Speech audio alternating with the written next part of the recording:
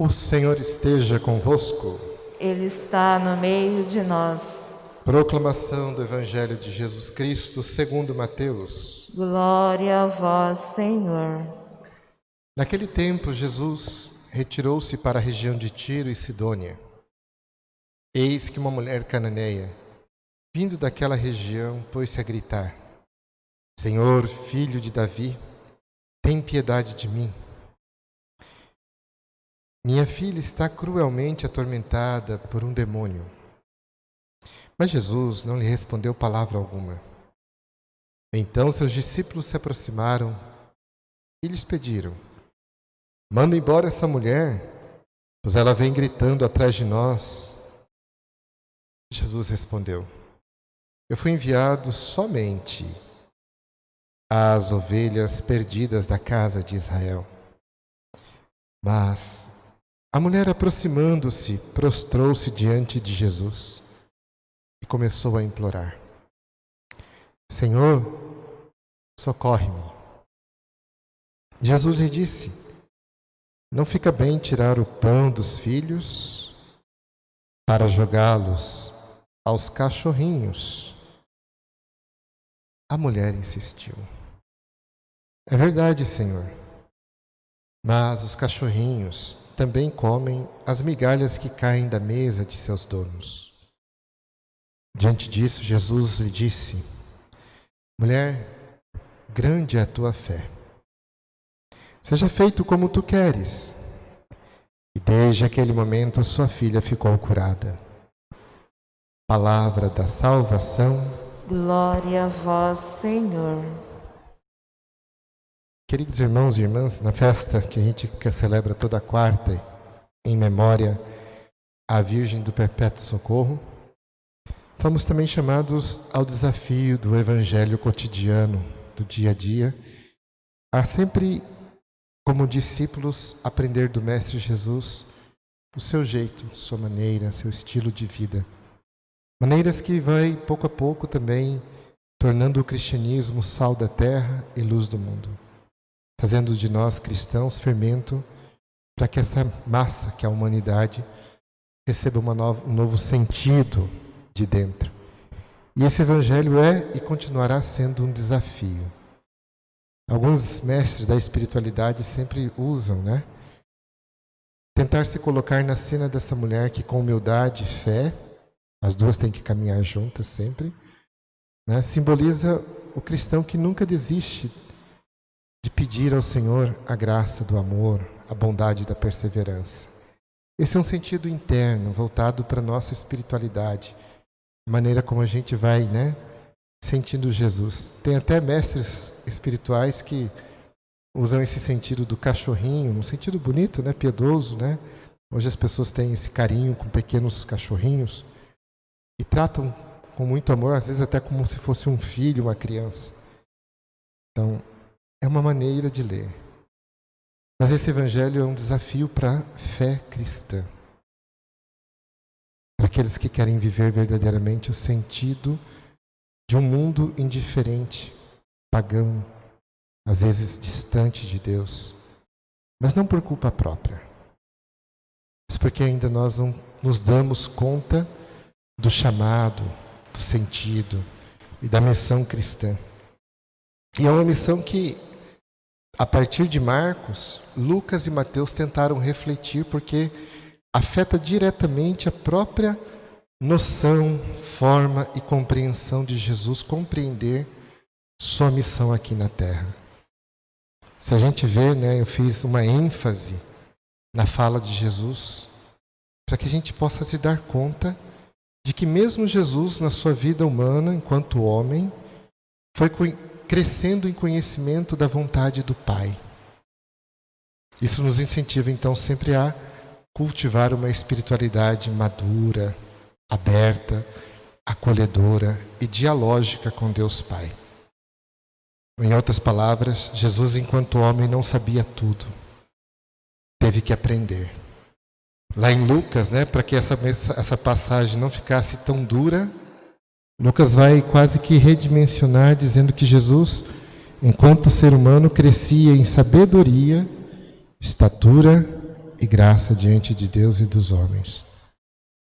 Mateus mostra essa dimensão de Jesus que aprende, né? Mas aprende de uma forma que também revela algo da nossa dimensão humana. Algo que nós precisamos entender, que Deus não vem diretamente se impondo. Ele quer ser acolhido. Não vem como alguém que agride-nos para vermos. Quantas vezes médicos, por exemplo, acontecem milagres e nem por isso eles passam a ter fé. Por quê? Porque o milagre em si só não gera fé. Na verdade, é a fé que gera milagres, não é o contrário. Porque Deus age de forma discreta, respeitando nossa liberdade, nossa vontade, nosso desejo, nosso anseio.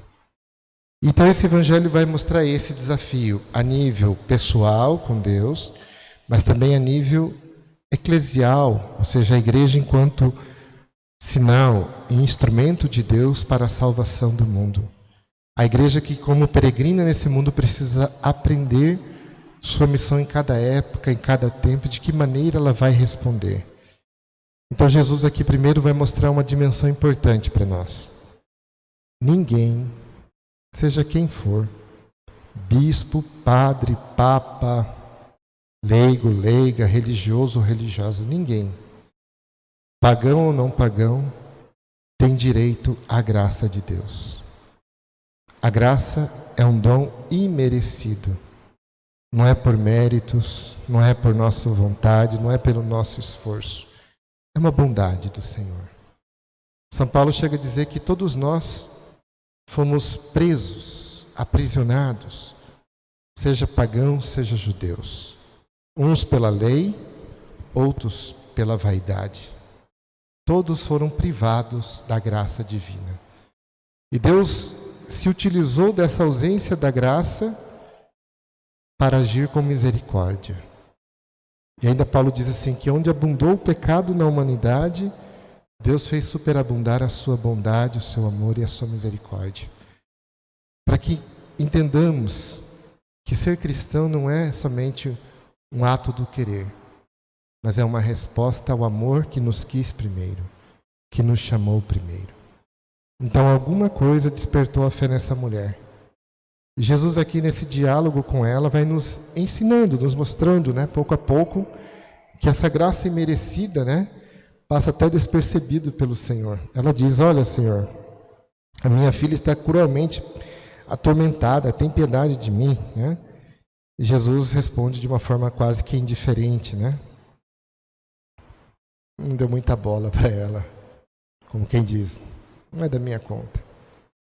E aí ela volta e insiste de novo. E aí ele vai mais grosso, né? Assim, é ruim falar essa palavra porque como que Jesus pode ser uma pessoa grossa, né?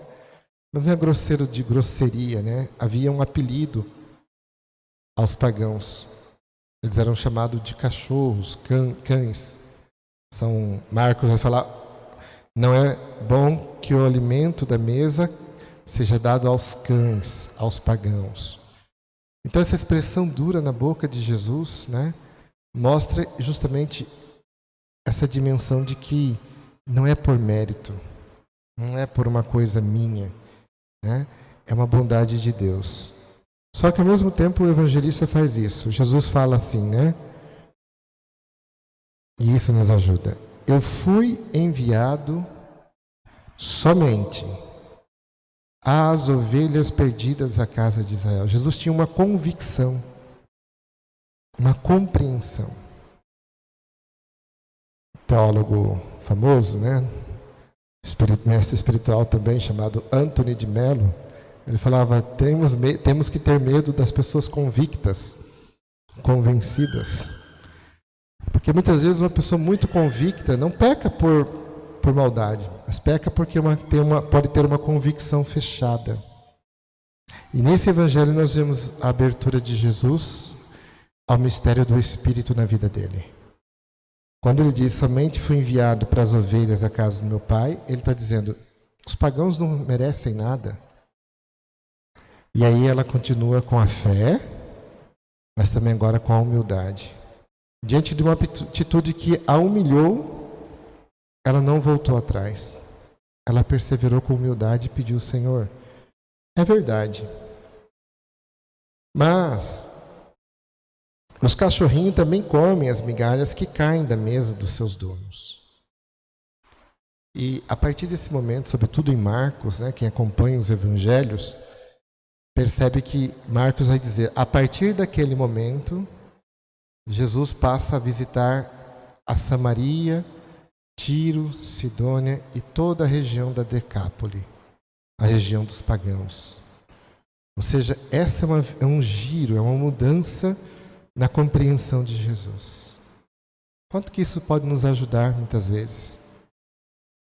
Às vezes a gente recebe tantas graças, dons de Deus, e vai passando o tempo, a gente vai pensando que aquelas graças que recebemos lá atrás, agora é mérito do meu esforço, é mérito da minha vontade, é porque eu sou bom, é porque eu sou cristão, porque eu confesso toda semana, todo mês, todo ano. E a gente esquece que lá atrás, também nós um dia precisamos do amor, da bondade, do carinho de Deus. Então a gente, quando vai perdendo, essa característica da fé, a gente vai caindo na soberba, no orgulho. E isso vai nos afastando também de Deus e do plano de Deus. E Deus já não consegue mais contar com a gente para a eficácia da missão salvífica universal de todos os seres humanos. Ou seja, a dimensão de quem é salvo é salvar outros. A alegria de quem recebeu essa luz é gerar luz para o mundo. E quantas vezes a gente prende a luz dentro da gente? E essa luz começa também a nos sufocar, a nos matar. E tem uma grande lição para a igreja de todos os tempos, que a igreja precisa aceitar esse desafio de um Deus que sempre a impulsiona a ir para frente, a não se acomodar, a não se fixar em regras, normas, a encontrar meios diferentes daqueles que a gente, desses métodos antigos, apologéticos, a gente anuncia acusando, falando mal do mundo. Que triste. O grande teólogo Hans Urs von Balthasar certa vez dizia que a verdadeira apologética é a dogmática. A verdadeira defesa da fé não é acusando os espíritas, os evangélicos, os protestantes, os pagãos. A verdadeira defesa da fé é apresentando o mistério amoroso de Deus em seu Filho Jesus. Que profundo isso. E quanto isso deve nos corrigir, muitas vezes, convencidos de nossas convicções, fechados em nossa forma de compreender. Se o próprio Jesus passa por um processo de mudança, quem somos nós, enquanto igreja, a pensar que nossas convicções fechadas é a razão plena de achar que sabemos tudo de Deus? Tem uma passagem interessante no Concílio Vaticano II, que depois foi repetido no Catecismo da Igreja Católica, que diz que o Deus que criou os meios de salvação não está preso aos meios de salvação. Por que a Igreja disse isso? Para nos convencer que a nossa convicção não pode ser absoluta nunca. E aí o concílio estava dialogando com aquelas religiões que ainda não conheceram Jesus, não por culpa deles, mas por fraqueza da nossa forma de anunciar Jesus, muitas vezes, ou pela omissão da nossa missão. Então muitas pessoas serão salvas porque Deus não se prendeu e não se prende aos meios que Ele criou. A igreja chama isso de meios ordinários, a gente vai chamar de batismo, crisma, eucaristia, estar na missa, ouvir a palavra. Quantas pessoas hoje, bilhões, nunca nem ouviram falar de Jesus? E muitas vezes a gente quer condenar quem está fora, E na verdade Jesus está mostrando que nós dentro precisamos recuperar esse amor profundo, essa dimensão do dogma, no sentido bonito da palavra, do mistério que se expressou na vida de Cristo. O mistério de um amor. Se todos fomos privados, se todos pecamos, de São Paulo, todos fomos privados da graça. Nem quem está na igreja tem a garantia, nem quem está fora tem a segurança. Então, diante disso, cabe sempre uma fé unida à humildade, como essa mulher que se torna modelo, né? Jesus vai dizer isso para ela. Diante disso, Jesus disse: mulher, grande é a sua fé, seja feito como tu queres. E daquele momento a filha dela ficou curada. Então, isso o Senhor insiste, para que nós não percamos nunca a vontade de Deus para a igreja. A católica, né, como a gente chama, a católica não é uma identidade nossa. Nós assumimos isso na Igreja Una, Santa, Católica, Apostólica e Romana. Mas a católica é uma nota da igreja, é uma característica da fé. Ou seja, católica não é somente a identidade do cristão romano. Católica é o sentido de uma igreja que se aprofunda no mistério, que se expande no amor, que cresce na graça e que não deixa diminuir nunca a sua missão. Isso é participar do sentido pleno e profundo da catolicidade da igreja. Essa missão universal que todos acolhem, que a todos abraça, porque a igreja é sacramento do amor de Deus.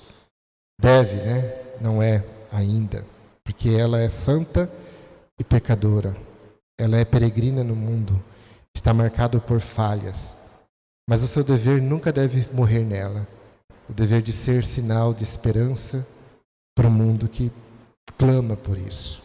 Então cabe a nós hoje, como Jesus, talvez modificar nosso modo de ver, nosso modo de olhar e perguntar qual que é o meu papel no mundo de hoje, né? Não centralizar às vezes, né? A gente pensa que a evangelização é coisa do padre, das freiras, né? Do ministro. A evangelização é missão de todos os cristãos. O Papa Francisco tem insistido muito, por exemplo, no Evangelho da Alegria. Ele fala: cristãos, sejam alegres, porque vossa alegria pode salvar alguém lá fora. Escreveu sua primeira encíclica, né? Evangelium Gaudium, Evangelho da Alegria. E o convite dele é a gente se despir da mentalidade ranzinza, né? Que cobra, que pesa. Ele diz que uma gota de mel atrai mais do que um balde de vinagre. Que legal, né? Uma pequena gota de mel atrai mais do que um balde de vinagre. Daí ele vai falar da lógica do encontro. O cristão tem que se encontrar. Encontrar é olhar no rosto, é amar verdadeiramente, é modificar nossas atitudes internas, né? Então, tanta coisa esse Evangelho nos ensina para que a gente amplie nossa visão. Assim como Deus, que criou os meios de salvação, não está preso a eles porque quer salvar a todos, mesmo quem está fora da igreja, também nós somos desafiados a muitas vezes ir no vizinho, né, a levar uma mensagem de esperança, a acolher sua dor e a anunciar para ele também a esperança desse amor que salva e que nos faz felizes e alegres, né? Então, a mensagem central é essa. Jesus mudou, também nós somos chamados a mudar, a modificar nossa forma de ver, né? E isso que toca o mistério de Deus, toca o mistério do ser humano. É bonito ver essa forma de olhar o Evangelho de Mateus, né? Assim como em Deus algo se modifica ao se encarnar por amor, também Deus corresponde a algo profundo em nós, que é passível de mudança quando estamos abertos ao amor. Para isso, vamos tirar da mentalidade que nós somos um povo privilegiados, melhores do que os outros, mais, e vamos colocar dentro do nosso coração a verdadeira convicção de que se somos cristãos, somos pela graça de Deus. São Padre Zezinho, né, imitando São Paulo, ele vai dizer assim, né? Pela graça de Deus, sou aquilo que sou, membro da igreja, membro do povo de Cristo Jesus. membro da Igreja, membro do povo de Cristo Jesus, pela graça de Deus. Não por mérito, não porque eu sou especial, não somente porque eu faço muito esforço, mas pela graça de Deus, eu sou aquilo que sou. E um homem reconhece a graça, se torna agradecido. E a gratidão gera gratuidade. De graças recebestes, de graça deveis dar. Quantas vezes a gente fica como cristãos parados, né? Achando que nosso papel é ficar sentado julgando o mundo. Se a gente é agradecido, a gratidão nos impulsiona à gratuidade. Como recebestes de graça, aprendei a doar gratuitamente. Eis a característica, o sinal, que é a marca verdadeira do cristão. Amar é servir porque Deus nos amou, servindo a nós. Eis que venho a esse mundo de Jesus, né? Não para ser servido, mas para servir. E aí ele usa uma expressão bonita em grego, né? Hoterra, significa isto é, dá a minha vida. Forte isso. Eu não vim ser servidos, mas servir. Isto é. Ele está explicando. Servir significa dar a própria vida. Só é possível a lógica do dar quem aprendeu a acolher o amor gratuito, eterno e profundo de um Deus que olha com misericórdia. Privou-nos da glória para nos oferecer a misericórdia. Diante dele, nem judeus, nem pagãos, nem cristãos e nem o mundo todo tem méritos. Todos somos privados disso, para que em nós abundasse a gratidão de um amor invencível que nos toca como graça e perdão. Que isso nos impulsione a ficar aos pés da Virgem Maria, a Senhora do Perpétuo Socorro, e acolher todos os socorros que Deus tem querido nos dar por intercessão da Mãe. Amém.